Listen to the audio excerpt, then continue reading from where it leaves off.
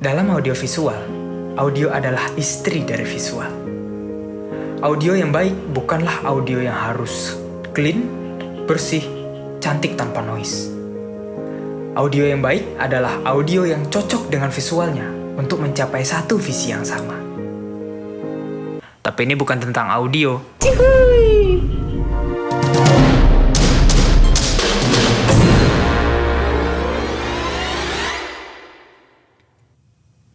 Episode 2, Main Clip, Soft Stick. Hai, saya Dion Kekoeri. Selamat datang di segmen Baru Bahana, di mana kita akan membahas konsep dasar audio dalam filmmaking. Di video sebelumnya, kita sudah membahas peran audio dalam audiovisual.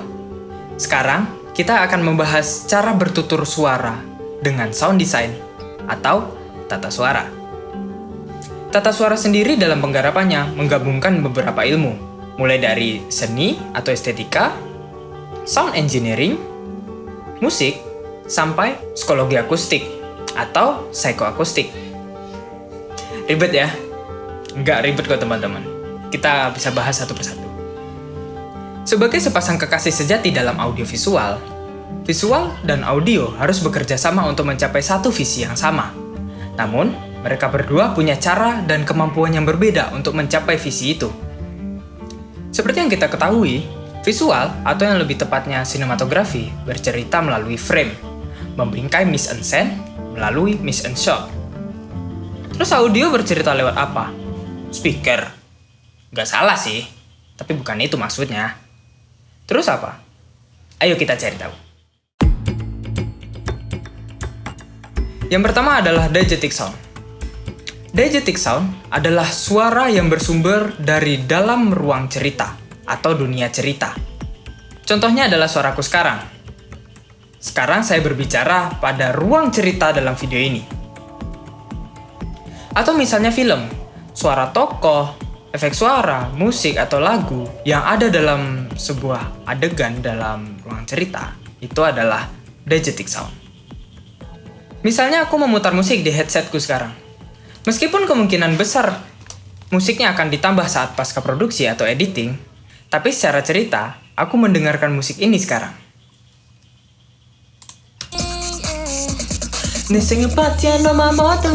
Seperti yang aku bilang tadi, visual bercerita melalui frame. Karena adanya keterbatasan frame itu, diegetic sound dikelompokkan menjadi dua, yaitu on-screen sound dan off-screen sound.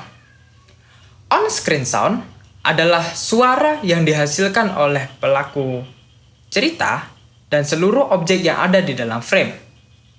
Sedangkan off-screen sound adalah suara yang berasal dari luar frame. Off-screen sound seringkali digunakan filmmaker untuk bereksplorasi. Misalnya, ceritanya ada helikopter lewat. Tapi pas syuting helikopternya nggak ada. Kita bisa membuatnya menjadi off-screen sound. Nggak perlu ada helikopternya langsung. Hemat budget kan?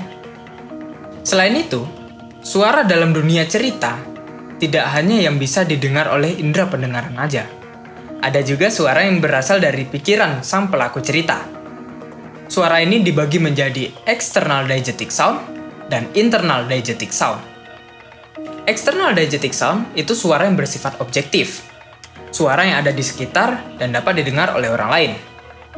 Internal diegetic sound pasti kalian udah pernah dengar. Contohnya gini. Tetangga beli mesin cuci baru, padahal nggak pernah keluar rumah. Jangan-jangan duitnya hasil ngepet. Jadi internal diegetic sound adalah suara yang bersifat subjektif dan berasal dari pikiran sang pelaku cerita. Oke, itu semua adalah suara yang berasal dari dalam ruang cerita alias diegetic sound. Sekarang kita keluar dari ruang cerita. Non-diegetic sound adalah suara yang berasal dari luar ruang cerita. Contohnya adalah background musik yang sekarang teman-teman dengar. Aku nggak bisa dengar background musik apa yang teman-teman dengar sekarang, karena aku berada di dalam ruang cerita, sedangkan musik yang teman-teman dengar sekarang adalah suara yang berasal dari luar ruang cerita.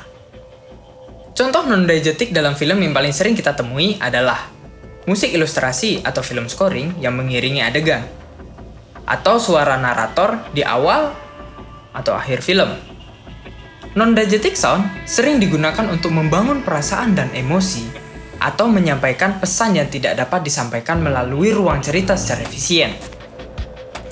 Terus gimana kalau kita menggabungkan diegetic sound dengan non-diegetic sound? Perkenalkan, transdiegetic sound. Transdiegetic sound adalah gabungan dari diegetic sound dan non-diegetic sound. Hal ini memungkinkan untuk beberapa konsep-konsep tertentu. Paling sering sih dipakai untuk konsep komedi. Contoh transdiegetic yang paling aku suka itu dari film Parasite karya Bong Joon-ho. Di film Parasite, di bagian montase The Belt of Fate, suara dialog ketiga tokoh awalnya menjadi voice over dari montase gambar yang membuat dialog menjadi non-diegetic sound. Seiring berjalannya cerita, gambar berpindah ke ketiga tokoh mengobrol di kedai pizza, membuat dialog tadi itu menjadi diegetic sound secara berkesinambungan. Lalu setelah itu, gambar kembali menampilkan montase dengan dialog yang masih berlanjut, membuat dialog kembali menjadi non-diegetic.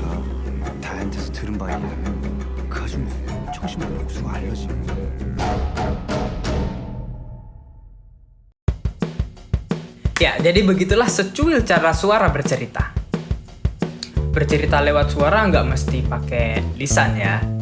Begitu juga visual, kan nggak harus pakai teks. Sebelum kita membahas unsur tata suara, kita perlu berkenalan lebih dekat dengan suara itu sendiri. Elemen suara dibagi 3, loudness, pitch, timbre, yang akan kita bahas di video selanjutnya. Sekian video ini teman-teman, kalau ada kritik, saran, atau pertanyaan silahkan komen di bawah. Jangan lupa subscribe, saya Lani Kikhoiri, salam Leon.